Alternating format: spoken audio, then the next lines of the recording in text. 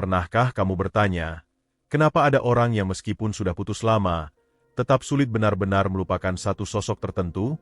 Bukan karena hubungan itu sempurna, tapi karena ada kesan psikologis yang tertanam dalam. Di video ini, saya tidak akan membahas rayuan murahan atau trik manipulatif yang tidak bertahan lama. Saya akan membahas cara yang lebih sederhana, elegan, dan justru sering diabaikan, tentang bagaimana membuat seseorang sulit move on dari kamu secara alami. Bukan dengan memaksa, tapi dengan meninggalkan jejak yang terus hidup di pikirannya. Sekarang, mari kita masuk ke inti pembahasannya. Hal pertama yang perlu saya luruskan adalah satu kesalahpahaman besar yang sering dipercaya banyak orang. Banyak yang mengira seseorang sulit move on karena masih cinta. Padahal, dalam banyak kasus, orang sulit move on bukan karena perasaannya belum selesai, melainkan karena pikirannya belum menemukan penutup. Ada perbedaan besar antara cinta dan keterikatan mental. Cinta bisa memudar, tetapi keterikatan mental justru bisa bertahan jauh lebih lama, bahkan ketika logika sudah berkata hubungan itu tidak sehat. Disinilah kita mulai memahami apa yang sebenarnya membuat seseorang terus teringat. Bukan karena kamu terlalu baik, terlalu romantis, atau terlalu hadir. Justru seringkali kebalikannya. Yang membuat seseorang sulit move on adalah adanya pola pengalaman emosional yang tidak pernah benar-benar selesai di dalam pikirannya. Ada bagian dari dirimu yang terasa menggantung. Tidak sepenuhnya bisa ia pahami, tidak sepenuhnya bisa ia gantikan. Pernahkah kamu memperhatikan mengapa seseorang bisa cepat melupakan pasangan yang terlalu mudah ditebak, tetapi justru lama melupakan orang yang kehadirannya terasa unik, sulit diklasifikasikan, dan tidak mudah disamakan dengan orang lain? Ini bukan soal drama. Ini soal otak manusia yang sangat sensitif terhadap pengalaman yang terasa langka dan berbeda dari kebiasaan. Otak manusia bekerja dengan prinsip efisiensi. Ia suka hal-hal yang familiar dan mudah diprediksi. Namun, justru karena itu, otak memberi bobot lebih besar pada pengalaman yang tidak biasa. Ketika seseorang bertemu dengan sosok yang tidak bisa ia masukkan ke dalam pola umum, otaknya akan terus kembali ke pengalaman itu, seolah mencari jawaban yang belum tuntas. Disinilah benih sulit move on mulai tumbuh. Masalahnya, banyak orang justru melakukan kebalikan. Mereka berusaha keras menjadi sempurna, selalu tersedia, selalu mengiyakan, selalu menyesuaikan diri. Sekilas terlihat baik, tetapi secara psikologis ini justru membuat kehadiranmu mudah digantikan. Ketika semua perilakumu bisa diprediksi, otak pasanganmu tidak perlu bekerja lebih jauh untuk memikirkanmu. Tidak ada teka-teki. Tidak ada ruang untuk rasa penasaran yang sehat. Di titik ini, saya ingin kamu bertanya jujur pada diri sendiri. Selama ini, apakah kamu hadir sebagai pribadi yang utuh dengan batas yang jelas? Atau hanya sebagai sosok yang berusaha memenuhi ekspektasi orang lain? Karena perbedaan inilah yang menentukan apakah kamu akan dikenang sebagai fase yang berlalu, atau pengalaman yang sulit dilupakan. Membuat seseorang sulit move on bukan berarti membuatnya menderita. Ini tentang meninggalkan kesan psikologis yang dalam, dengan cara yang dewasa dan berkelas. Kesan bahwa bersamamu, ia merasa menjadi versi dirinya yang lebih hidup, lebih berpikir, dan lebih sadar. Bukan karena kamu memberi segalanya, tetapi karena bersamamu ia merasakan sesuatu yang tidak ia temukan di tempat lain. Tahap pertama ini adalah fondasi. Jika fondasi ini tidak dipahami, semua teknik selanjutnya hanya akan terasa kosong. Karena inti dari sulit move on bukan ada pada tindakanmu, melainkan pada bagaimana kehadiranmu membentuk pengalaman batin orang lain. Dan dari sinilah, pembahasan kita akan semakin masuk lapisan yang lebih praktis dan aplikatif. Di tahap ini, kita masuk ke satu hal yang sering dianggap sepele, padahal dampaknya sangat besar, ketenangan emosional. Banyak orang mengira bahwa menunjukkan rasa suka secara intens, perhatian berlebihan, dan selalu sigap merespons adalah tanda kedekatan. Padahal, secara psikologis, ketenangan justru menciptakan daya tarik yang jauh lebih kuat dan lebih membekas. Coba perhatikan pola sederhana ini. Ketika seseorang terlalu reaktif secara emosional, mudah cemburu, mudah panik, mudah takut kehilangan, otak pasangannya justru masuk ke mode aman. Ia merasa memegang kendali. Dan ketika seseorang merasa memegang kendali penuh, secara perlahan rasa penasaran akan mati. Tidak ada lagi tantangan mental. Tidak ada lagi ruang eksplorasi emosional. Sebaliknya, Ketenangan menciptakan kesan kedalaman. Orang yang tenang memberi sinyal bawah sadar bahwa hidupnya tidak bergantung pada satu relasi saja. Ia punya dunia, ritme, dan pusat gravitasi sendiri. Ini bukan soal jual mahal, melainkan soal posisi batin. Ketika kamu hadir dengan emosi yang stabil, kamu sedang berkata tanpa kata, "Saya memilih kamu, bukan bergantung pada kamu." Pernahkah kamu bertemu seseorang yang tidak pernah terburu-buru menjelaskan perasaannya, tetapi kehadirannya justru membuatmu terus memikirkannya? Itu karena otak manusia secara alami tertarik pada stabilitas yang tidak pasif. Tenang, tapi tidak dingin. Hadir, tapi tidak melekat. Kombinasi ini menciptakan ruang psikologis yang membuat orang lain ingin mendekat dengan kesadarannya sendiri. Dalam konteks Indonesia, ini sangat relevan.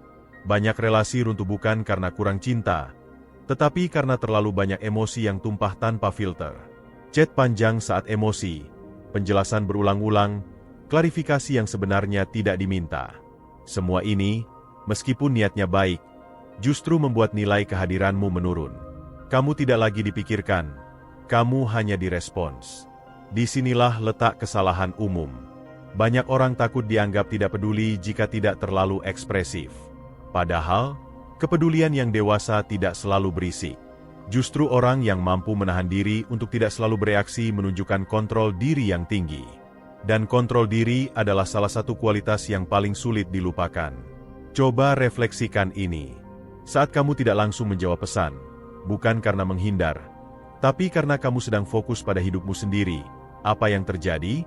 Orang lain mulai mengisi kekosongan itu dengan pikirannya sendiri. Ia mulai bertanya, dia sedang apa? Kenapa dia tenang saja? Di titik inilah proses keterikatan mental mulai bekerja. Tahap ini bukan tentang strategi manipulatif. Ini tentang membangun posisi batin yang sehat. Ketika kamu tidak berlebihan, kamu tidak sedang menjauh. Kamu sedang memberi ruang. Dan ruang inilah yang membuat seseorang secara perlahan menyadari satu hal penting. Kehadiranmu tidak bisa digantikan dengan mudah, karena tidak semua orang mampu menghadirkan ketenangan yang membuatnya merasa aman sekaligus tertantang. Tahap kedua ini mengajarkan satu prinsip kunci. Orang tidak merindukan drama, mereka merindukan perasaan utuh saat bersama seseorang. Dan perasaan utuh itu lahir dari ketenangan, bukan dari kelekatan berlebihan. Pada tahap ini, kita mulai masuk ke wilayah yang sering disalahpahami, intensitas. Banyak orang percaya bahwa agar seseorang sulit move on, ia harus sering dihubungi, sering diajak bertemu, dan terus dijaga kedekatannya. Padahal, dalam praktik nyata, kedekatan yang terlalu pada justru membuat nilai pengalaman emosional menjadi tumpul. Seperti lagu yang diputar terlalu sering, lama-lama ia berhenti terasa istimewa. Yang membuat sebuah kenangan melekat bukan frekuensi, melainkan kualitas momen. Otak manusia tidak menyimpan seluruh kejadian secara detail. Ia menyimpan puncak emosi dan penutupnya. Ini dikenal dalam psikologi sebagai kecenderungan manusia mengingat momen berdasarkan kesan emosional terkuat, bukan durasi keseluruhan. Artinya, satu momen yang tepat bisa lebih membekas daripada puluhan pertemuan yang datar.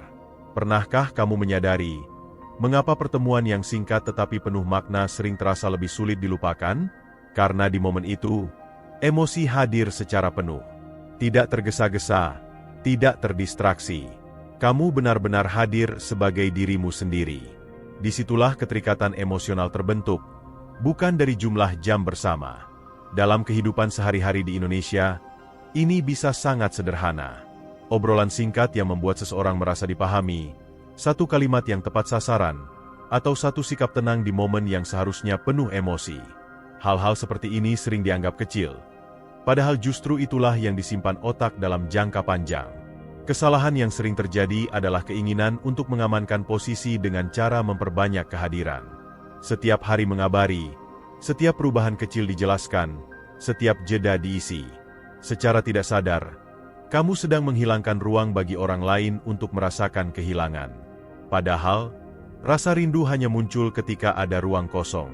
Tanpa ruang, tidak ada proses mental yang bekerja. Disinilah kamu perlu mulai membedakan antara hadir dan mendominasi.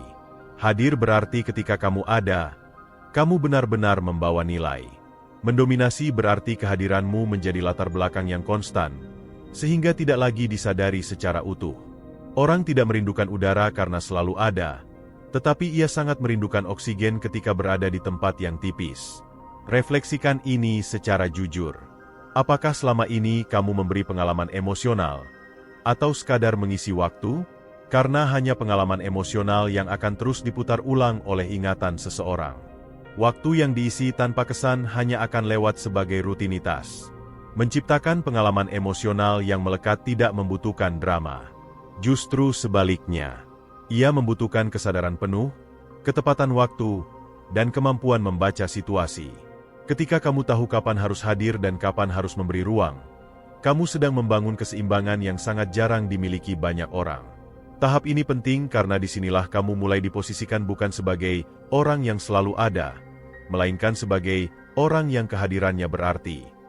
Dan orang yang kehadirannya berarti, hampir selalu sulit digantikan dalam ingatan. Di tahap ini, kita masuk ke elemen yang sering disalahartikan sebagai sikap dingin, padahal justru menjadi penentu utama apakah seseorang akan sulit move on atau tidak, yaitu batasan diri. Banyak orang takut memasang batas karena khawatir dianggap tidak peduli, egois, atau tidak cukup berjuang. Padahal, tanpa batasan yang jelas, sebuah relasi justru kehilangan bentuk dan arah. Batasan adalah sinyal psikologis yang sangat kuat. Ia memberitahu orang lain bagaimana cara memperlakukanmu. Ketika kamu tidak punya batas, kamu secara tidak sadar mengajarkan orang lain bahwa waktumu fleksibel tanpa nilai, emosimu selalu siap menampung, dan keberadaanmu bisa diakses kapan saja. Ini mungkin terasa romantis di awal, tetapi dalam jangka panjang, ini membuat kehadiranmu terasa murah. Sebaliknya, orang yang memiliki batas yang tenang dan konsisten menciptakan rasa hormat. Bukan hormat yang menakutkan, tetapi hormat yang membuat orang berpikir dua kali sebelum bersikap sembarangan. Ketika seseorang merasa harus menjaga sikap agar tidak kehilanganmu, disitulah keterikatan emosional mulai menguat. Bukan karena takut, tetapi karena sadar akan nilai. Dalam konteks sehari-hari, batasan ini tidak perlu dramatis. Bisa sesederhana tidak selalu tersedia setiap saat, tidak merasa wajib menjelaskan semua keputusan pribadi, atau berani mengatakan tidak tanpa rasa bersalah. Hal-hal kecil ini memberi pesan bawah sadar bahwa hidupmu tidak sepenuhnya berputar di sekitar satu orang. Dan justru karena itulah, orang lain mulai menempatkanmu di posisi yang lebih penting. Pernahkah kamu memperhatikan, mengapa seseorang justru lebih berhati-hati kepada orang yang tidak mudah ditekan secara emosional? Karena orang seperti ini tidak bereaksi berlebihan. Ia tidak mengancam, tidak merajuk, tidak memohon. Ia tenang, konsisten, dan tahu kapan harus mundur. Sikap seperti ini jarang dimiliki, sehingga meninggalkan kesan mendalam. Kesalahan umum yang sering terjadi adalah menyamakan batasan dengan sikap menjauh. Padahal, batasan bukan tentang jarak fisik atau emosional, melainkan tentang kejelasan posisi. Kamu bisa tetap hangat, peduli, dan hadir, sambil tetap menjaga ruang pribadimu. Inilah kombinasi yang membuat orang merasa aman sekaligus tidak bisa mengendalikanmu sepenuhnya. Coba renungkan satu hal ini. Ketika kamu selalu menyesuaikan diri agar orang lain nyaman, siapa yang menyesuaikan diri untukmu? Relasi yang sehat selalu melibatkan dua pusat kehidupan, bukan satu yang menyerap yang lain. Dan ketika kamu menjadi pusat kehidupan bagi dirimu sendiri, orang lain justru tertarik untuk mengorbit, bukan sebaliknya. Batasan juga berfungsi sebagai filter alami. Orang yang hanya tertarik pada kemudahan akan perlahan menjauh. Namun orang yang benar-benar menghargai kedalaman akan justru semakin mendekat. Dan orang yang mendekat karena menghargai, bukan karena dimanjakan, adalah orang yang paling sulit move on ketika kehilanganmu. Tahap keempat ini menanamkan satu prinsip penting. Orang tidak sulit move on dari orang yang selalu mengalah, tetapi dari orang yang membuatnya belajar menghargai. Ketika bersamamu ia belajar tentang batas, nilai, dan kedewasaan emosional. Pengalaman itu tidak mudah ditemukan lagi di tempat lain. Pada tahap ini, kita membahas satu momen yang sering diremehkan, padahal justru paling menentukan, kesan terakhir. Banyak orang terlalu fokus pada bagaimana memulai hubungan, tetapi lupa bahwa cara seseorang mengingatmu sangat ditentukan oleh bagaimana interaksi itu berakhir atau berhenti. Bukan akhir dalam arti putus secara resmi, tetapi bagaimana kamu bersikap saat intensitas mulai menurun. Otak manusia memiliki kecenderungan kuat untuk mengingat bagian akhir dari sebuah rangkaian pengalaman. Inilah sebabnya, satu sikap yang tepat di momen akhir bisa mengalahkan puluhan momen baik sebelumnya. Sebaliknya, satu reaksi emosional yang keliru bisa merusak seluruh memori positif yang sudah dibangun lama.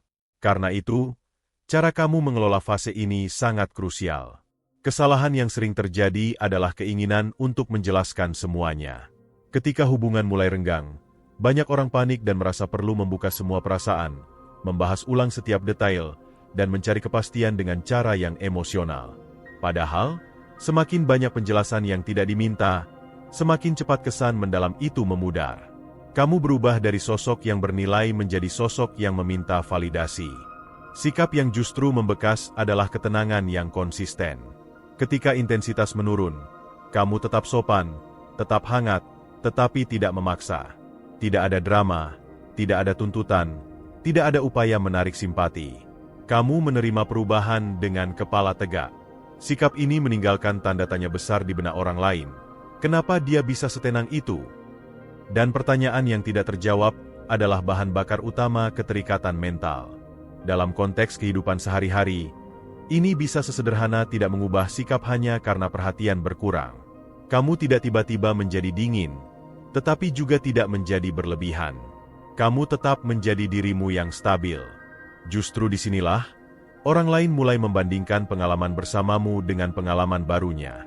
Dan perbandingan ini seringkali tidak menguntungkan bagi pengganti. Pernahkah kamu memperhatikan, mengapa seseorang bisa move on dari hubungan yang penuh drama, tetapi sulit melupakan hubungan yang berakhir dengan tenang dan dewasa? Karena drama memberi penutupan emosional. Ketika emosi meledak, otak merasa sudah selesai. Namun ketika semuanya berhenti tanpa ledakan, pikiran justru terus mencari makna. Ketenangan di fase akhir bukan tanda kalah. Justru itu adalah posisi paling kuat. Kamu tidak mengemis untuk dipertahankan, dan kamu juga tidak merusak kenangan. Kamu membiarkan orang lain membawa pulang pengalaman bersamamu dalam kondisi utuh. Dan pengalaman yang utuh, tanpa luka besar, jauh lebih sulit dilupakan. Refleksikan ini. Jika suatu hari kamu tidak lagi hadir seintens dulu, apa yang orang lain rasakan saat mengingatmu? Lega? Atau justru kosong? Jika yang muncul adalah rasa kosong yang tenang, bukan amarah atau jijik, maka kemungkinan besar kamu telah meninggalkan kesan yang sangat dalam. Tahap kelima ini mengajarkan satu hal penting. Orang jarang merindukan orang yang memaksa bertahan, tetapi sering merindukan orang yang tahu kapan harus melepas tanpa merusak harga dirinya. Dan harga diri yang terjaga dengan tenang adalah salah satu kesan paling sulit dihapus dari ingatan. Di tahap ini, kita masuk ke momen paling krusial dan paling jarang dipahami dengan benar. Fase setelah kamu tidak lagi aktif hadir. Banyak orang mengira, agar seseorang menyadari nilai kita harus terus mengingatkan. Padahal, kesadaran justru sering lahir dari perbandingan yang sunyi. Saat kamu tidak lagi mengisi ruang itu, barulah orang lain benar-benar merasakan apa yang hilang. Otak manusia bekerja dengan mekanisme kontras. Sesuatu baru terasa berharga ketika tidak lagi tersedia. Selama kamu selalu hadir, selalu responsif, selalu siap, kehadiranmu dianggap sebagai kondisi normal. Bukan karena tidak dihargai, tetapi karena otak terbiasa. Dan hal yang sudah terbiasa jarang dipikirkan secara mendalam. Kesalahan fatal yang sering terjadi adalah mencoba menghilang dengan sikap pahit, menghapus kontak dengan emosi marah, memposting sindiran, atau tiba-tiba berubah drastis. Ini bukan membuat orang lain sadar, justru memberi penutupan emosional. Saat emosi negatif muncul, otak mendapatkan alasan untuk mengarsipkanmu sebagai pengalaman yang selesai. Yang jauh lebih kuat adalah ketiadaan yang tenang. Kamu tidak menghilang untuk menghukum, tetapi karena hidupmu memang berjalan. Kamu tetap berkembang, tetap sibuk, tetap bertumbuh, tanpa perlu memamerkan atau membuktikan apapun. Ketika kamu tidak lagi hadir secara aktif, tetapi jejak kehadiranmu masih terasa dalam ingatan, disitulah proses sulit move on bekerja paling intens. Dalam konteks kehidupan nyata, ini berarti kamu tidak memutus komunikasi secara kasar, tetapi juga tidak menjadi inisiator terus-menerus. Kamu membalas dengan wajar, tidak terburu-buru, dan tidak dingin. Kamu memberi respons, bukan reaksi. Sikap ini membuat orang lain mulai merasakan pergeseran posisi. Ia tidak lagi menjadi pusat perhatianmu, dan perubahan ini memicu refleksi. Pernahkah kamu mengalami momen ketika seseorang baru terasa penting setelah ia berhenti mengejarmu? Itu bukan karena ia berubah, tetapi karena peranmu dalam hidupnya berubah. Ia tidak lagi menerima nilai secara otomatis. Dan ketika sesuatu yang bernilai tidak lagi tersedia secara gratis, otak mulai mengevaluasi ulang. Di fase ini, sangat penting untuk tidak tergoda melakukan pancingan. Tidak perlu membuat unggahan berlebihan, tidak perlu memancing kecemburuan, tidak perlu menunjukkan seolah hidupmu jauh lebih hebat. Semua itu justru mengurangi kedalaman efek. Kesan paling kuat lahir dari konsistensi yang tidak mencari perhatian. Refleksikan satu hal ini. Jika seseorang mengingatmu, apa yang ia rasakan? Apakah kebisingan emosi atau ketenangan yang terasa hilang? Orang bisa move on dari emosi yang berisik, tetapi sangat sulit move on dari ketenangan yang dulu membuatnya merasa utuh. Tahap keenam ini menegaskan satu prinsip penting. Nilai kehadiranmu baru benar-benar dipahami ketika kamu tidak lagi berusaha menunjukkannya. Dan ketika kesadaran itu datang dari dalam dirinya sendiri, bukan dari tekananmu, ikatan mental yang terbentuk jauh lebih kuat dan lebih lama. Di tahap terakhir ini, saya ingin mengikat semua pembahasan sebelumnya ke dalam satu kunci besar yang sering luput disadari banyak orang. Jika kita tarik benang merah dari awal sampai sekarang, satu hal menjadi sangat jelas. Orang tidak sulit move on karena apa yang kamu lakukan untuknya, tetapi karena siapa kamu ketika bersamanya. Banyak orang terjebak pada tindakan, memberi perhatian, memberi waktu, memberi pengorbanan. Semua itu bisa dilakukan siapa saja. Tetapi kehadiran yang membentuk pengalaman batin seseorang, itu jauh lebih langka. Ketika bersamamu, apakah ia merasa lebih tenang, lebih sadar, dan lebih bernilai sebagai manusia? Atau justru lebih cemas, lebih bergantung, dan lebih takut kehilangan? Jawaban dari pertanyaan ini menentukan apakah kamu akan dikenang lama atau hanya sebentar. Seseorang sulit move on dari kamu ketika bersamamu ia belajar sesuatu tentang dirinya sendiri. Ia belajar bahwa ia bisa dicintai tanpa dikejar. Ia belajar bahwa kedekatan tidak harus diwarnai drama. Ia belajar bahwa kehadiran yang dewasa terasa lebih menenangkan daripada janji yang berisik. Pelajaran semacam ini tidak mudah dilupakan, karena ia mengubah cara seseorang memandang relasi secara keseluruhan. Inilah mengapa semua tahap sebelumnya saling terhubung. Ketenangan emosional membuatmu terasa aman. Intensitas yang tepat membuat momen bersamamu bernilai. Batasan yang jelas menumbuhkan rasa hormat. Sikap elegan di fase akhir menjaga kenangan tetap utuh.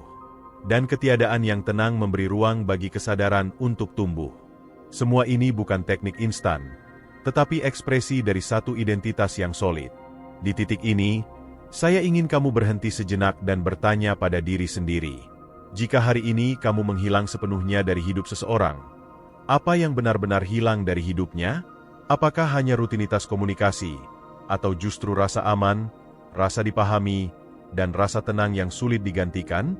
Pertanyaan ini tidak untuk menyalahkan, tetapi untuk menyadarkan. Banyak orang ingin menjadi sulit dilupakan, tetapi sedikit yang mau membangun diri menjadi pribadi yang layak dirindukan. Padahal, efek paling kuat selalu datang dari dalam, bukan dari strategi luar. Ketika kamu hidup dengan pusat yang jelas, nilai yang konsisten, dan emosi yang matang, orang lain secara alami akan merasakan perbedaan. Dan perbedaan inilah yang tertinggal lama setelah kamu tidak lagi hadir.